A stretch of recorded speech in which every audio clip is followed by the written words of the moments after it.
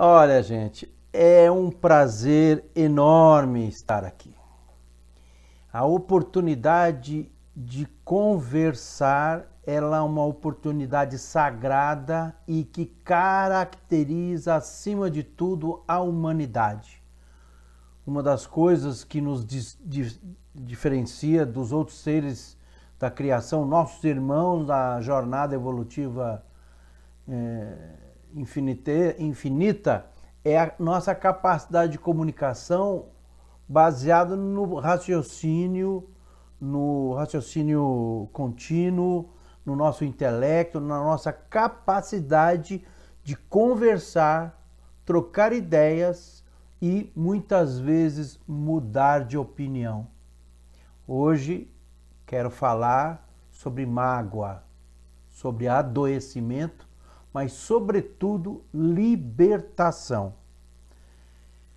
Os processos de mágoa, eles surgem no nosso corpo mental, na nossa mente, reflete no perispírito, que reflete no corpo somático. Toda doença tem a sua gênese no espírito. Toda doença vem traduzir algumas anomalias, algumas coisas que não estão muito bem em nosso íntimo. E a mágoa, ela é um núcleo de adoecimento. Ela se instala através dos processos em que o nosso ego, o nosso orgulho se ressente de algumas coisas. Essas coisas que nós chamamos de ofensas.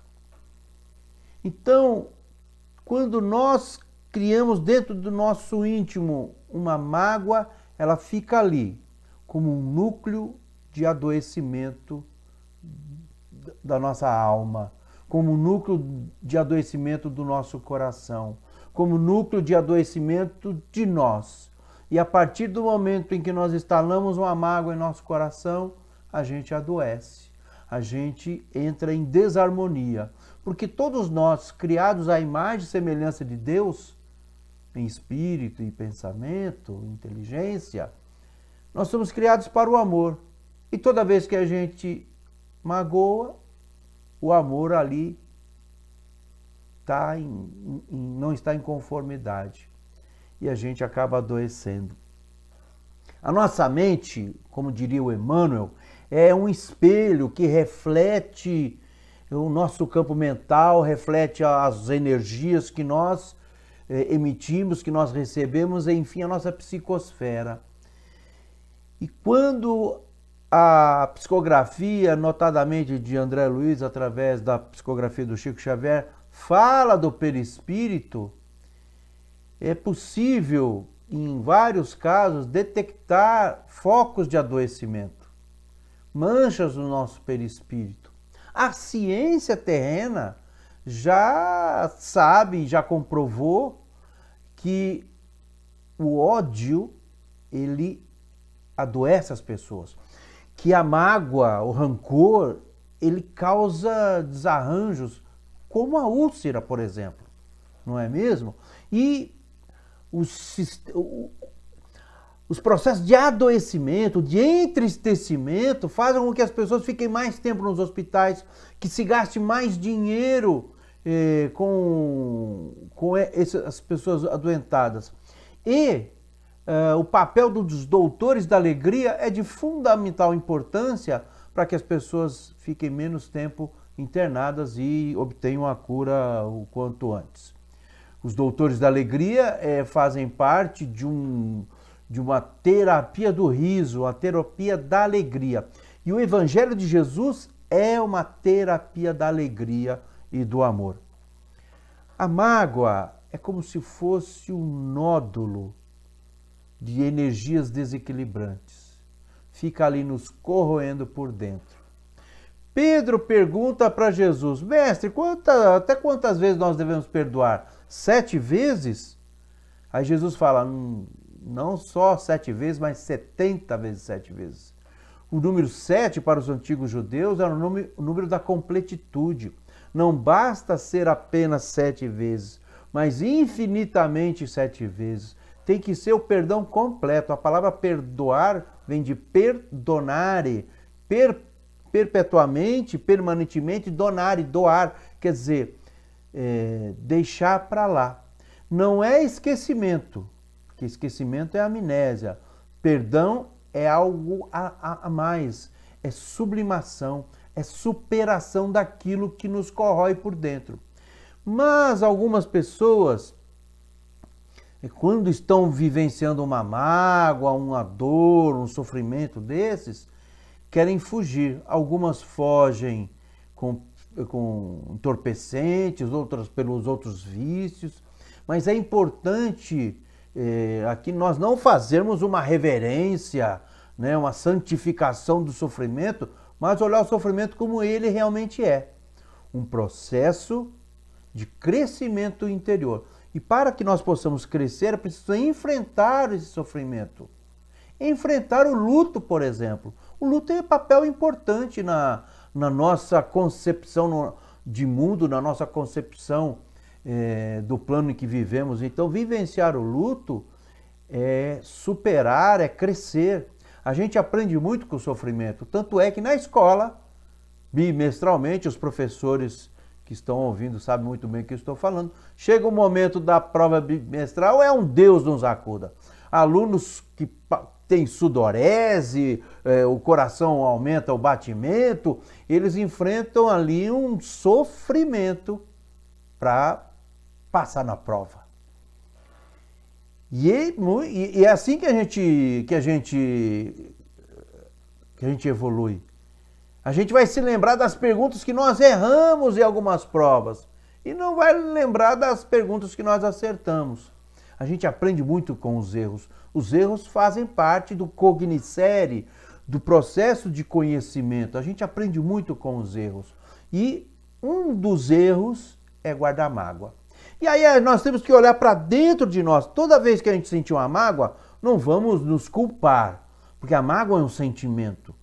E o amor não é sentimento. E vamos explicar por quê. A mágoa é um sentimento, o fruto do nosso ego que é atingido e que retém ali um ferimento ao seu orgulho. Então, quando a gente vivencia um processo que a gente fica magoado com alguém, vamos perguntar o seguinte: por que eu estou sentindo isso? Vamos visitar o sentimento. Por que eu estou com raiva dessa pessoa? Por que eu estou com ódio dela? Por que eu estou tão magoado? Porque o problema muitas vezes não está na outra pessoa, mas está em como nós reagimos a determinadas palavras, determinadas atitudes, determinadas situações em que o nosso ego se ressente e a gente fica magoado. E olha, uma coisa muito interessante, se tal pessoa tiver um procedimento que nos magoa, não quer dizer que outra pessoa tendo o mesmo procedimento, a gente não vai se magoar.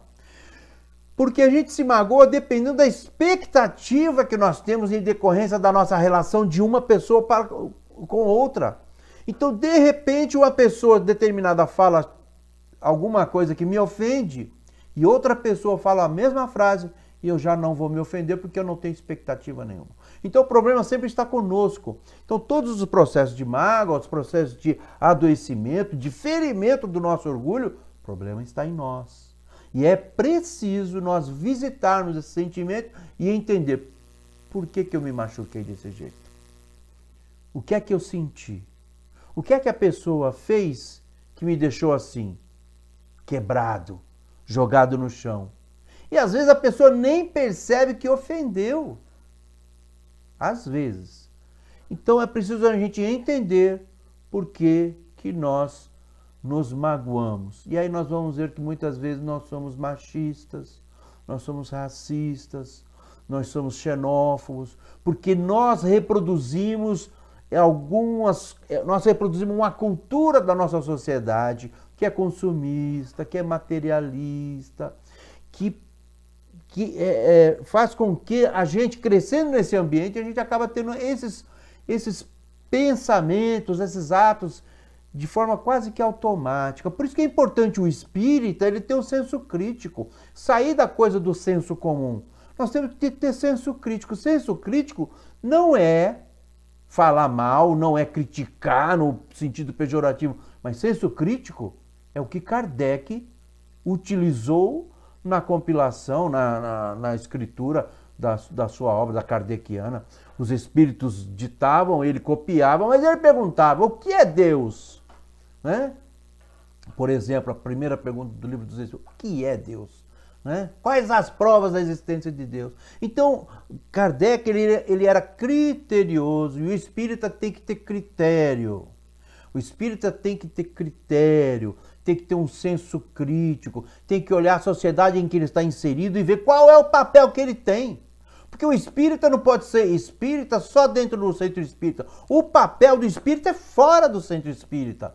O papel do espírita é replicar, é reproduzir os preceitos sagrados do espiritismo, que é os seus três aspectos, científico, filosófico e religioso, de praticar a caridade acima de tudo, a caridade de Paulo de Tarso. Não é a esmola, não é dar só a cesta básica, mas é acima de tudo se colocar no lugar do outro.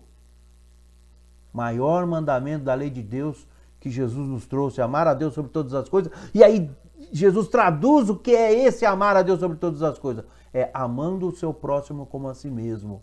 Então, nos colocarmos no lugar do outro e perguntar, e se eu falasse isso, ele também se ofenderia? Quais são os valores dessa outra pessoa? Então, é importante, nos processos de mágoa, a gente entender o que é que produziu esses sentimentos. E entender que a nossa relação com a outra pessoa tem que ser uma relação fraterna, mesmo que a outra pessoa não seja fraterna conosco. E aí eu vou explicar por que o amor não é sentimento. O amor é a atitude. 3 maneiras que os antigos gregos escreviam a palavra amor. Eros, Philos e ágape. E é ágape, este amor atitude, este amor de oferecer a outra face, de entender o tipo de relação que eu tenho com as outras pessoas. E entender, mesmo discordando das outras pessoas, entender os seus motivos e respeitar ele na figura que a pessoa é. Filho de Deus. Nascemos da mesma cepa. Nós temos a mesma origem, irmãos em Cristo. E eu tenho que entender o que o outro motivo, quais os motivos do outro. Amar o próximo como a si mesmo é respeitar os seus valores, mesmo que a gente não concorde. E entender por que a pessoa é daquele jeito. Porque o Espiritismo já disse, todo mundo vai chegar na escala evolutiva à esfera crística. Então, por mais hediondo que seja o comportamento de uma pessoa, na escala do tempo, e o tempo de Deus, não o tempo humano, e essa pessoa vai chegar na esfera crística, e pode chegar primeiro que a gente. Pode chegar primeiro que a gente. A gente, assim que a gente se acha, que a gente entende, porque a gente não sabe o passado da pessoa, não sabe a situação em que ela está inserida, se nós teríamos um comportamento diferenciado. Dá o poder para cada um de nós sobre a vida e a morte das pessoas. Como é que nós seríamos? Quer testar uma pessoa? Dá o poder para ela. Então, vivenciar esses processos de mágoa é entender os valores que estão colocados ali, onde que eu fui machucado e por que eu estou sentindo isso. Bom, entendendo essa mágoa, eu vou procurar identificar o que é que está faltando. E muitas vezes o que falta para a gente é desenvolver habilidades emocionais. Que são habilidades emocionais? Nós aí fazemos cursos do Senai, do Senac, Escola Técnica, para desenvolver habilidades profissionais, para que nós não falhemos naquilo que nós nos propomos fazer em nosso trabalho, né? Para ganhar dinheiro, por exemplo. Então, a gente vai fazer as especializações, a gente vai desenvolver habilidades para poder desenvolver um certo papel numa certa empresa, numa certa empreitada. E as habilidades emocionais? Onde é que a gente aprende? A primeira escola que a gente é inserido, e uma das principais, se não a mais importante escola, é a família. A família é uma escola das relações afetivas, das relações emocionais. É na família que a gente reencarna com os velhos companheiros de encarnações passadas. vivenciando novas experiências, para ver o seguinte: eu aprendi mesmo a perdoar, eu aprendi mesmo que eu preciso entender o que o outro está fazendo, eu aprendi mesmo tal e tal, aquela lição. É na família essa escola, em que nós vamos desenvolver habilidades emocionais. E além da família, a própria escola.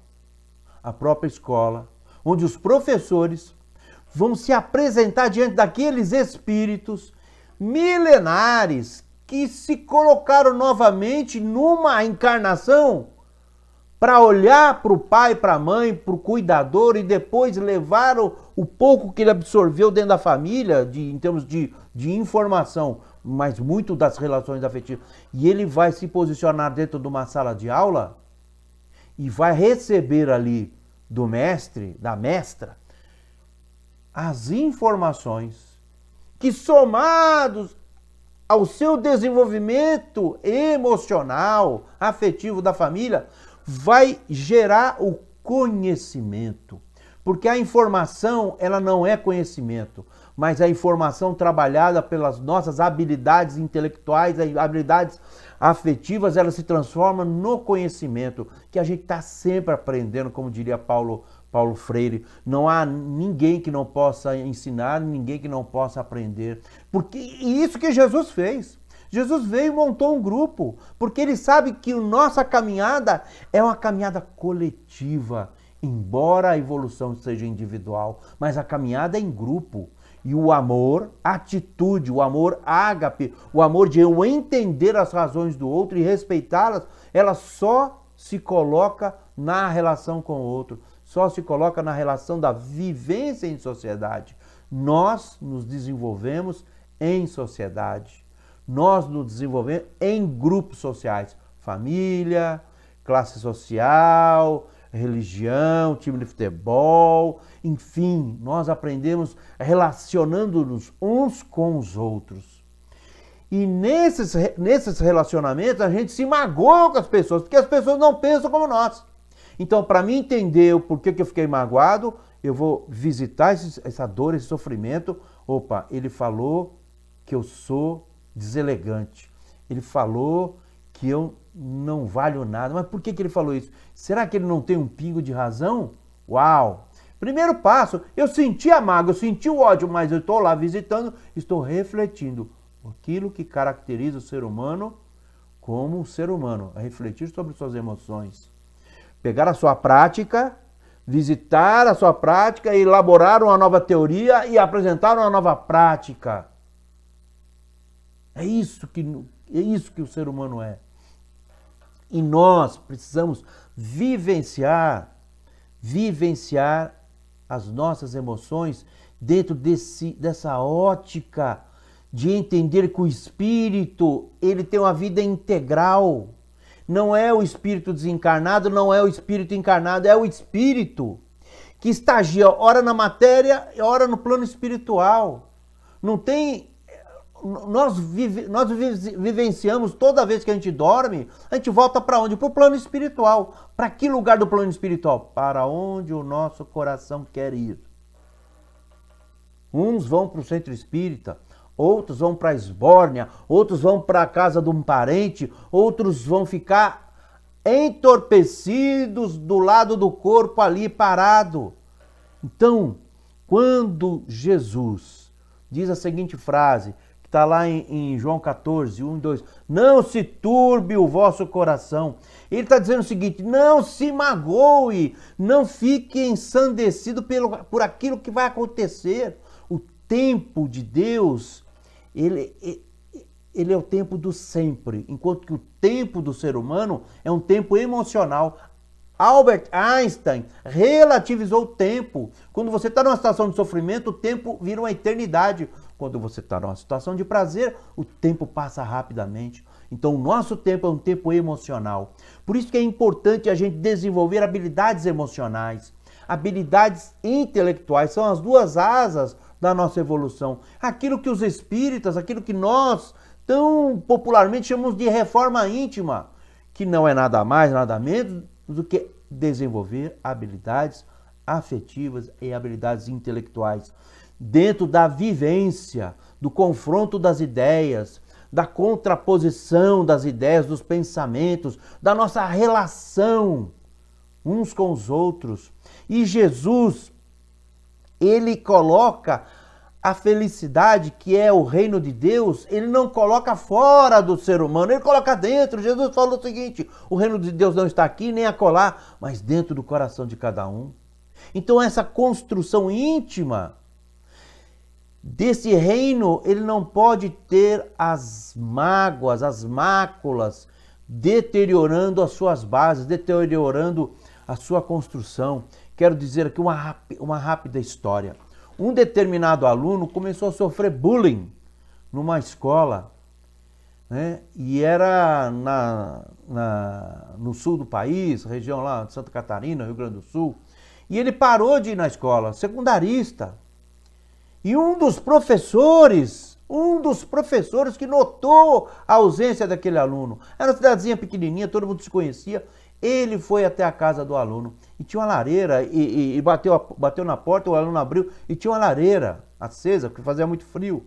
E o professor não falou nada. O aluno falou assim: nossa, professor, entra, né? Senta aí. E o aluno esperando que o professor fosse falar alguma coisa. Pois bem, o professor, mexendo com as brasas na lareira, ele pega uma brasa grande, maravilhosa, né, vermelha, fulgurante, e ele afasta essa brasa das outras brasas, isola no cantinho. O aluno, olhando aquilo, percebe que essa brasa começa a perder o seu fulgor, que essa brasa começa a esvanecer, começa a se apagar. E quando ela está quase apagada, o professor pega essa brasa e leva ela de volta às demais, e ela reacende a sua chama. Nós nos desenvolvemos em grupos sociais, em grupos da nossa sociedade. O pai, a mãe, o cuidador, o tio, a tia, nos mais de 10 tipos de família que o Código Brasileiro prevê. Famílias cuidadas por avós, famílias sem pais, sem cuidadores, famílias homoafetivas, heteroafetivas, não importa. A família é uma escola de nós reaprender as nossas relações. É na família que a gente começa os passos da nossa libertação dos erros do passado. E é na escola pública, é na escola que o aluno, a aluna, leva parte de si para ali, socializar com os demais alunos. Está fora da família. Quem é ali o cuidador? Quem é o mestre? Quem é a mestra? É o pedagogo, a pedagoga, que assume sobre si a responsabilidade de não deixar apagar as brasas, para que os nossos jovens saibam como enfrentar as frustrações, as expectativas não realizadas e evitar os processos de mágoa que muitas vezes levam ao suicídio. Como está escrito lá em Obras Póstumas, como é que se reconheceria os tempos da transição planetária?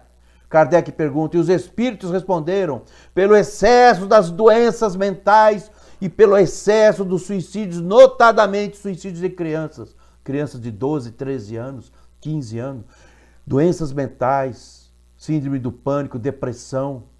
Então, queridos amigos e amigas, o espírita, ele tem que ter o senso crítico e levar essa mensagem libertadora aonde ele quer que ele vá. No centro espírita não precisa, está todo mundo sabendo, tem que levar para onde? Para as escolas. Que escola que eu estou falando? Para a família e para a escola pública. E muitas vezes, como diria Paulo Freire, debaixo das mangueiras se realizam as conversas e ali as pessoas compartilham seus conhecimentos. É ali a nossa seara, é onde Jesus quer que nós sigamos para falar do Espiritismo, falando do seu Evangelho para aqueles que estão precisando. Para que as mágoas, o adoecimento deem lugar para a libertação. Que os nossos jovens saibam trabalhar as suas frustrações e que sejam pessoas vitoriosas no Evangelho de Jesus, sob a ótica, a luz maravilhosa dessa chama fulgurante que é o Espiritismo. Muito obrigado.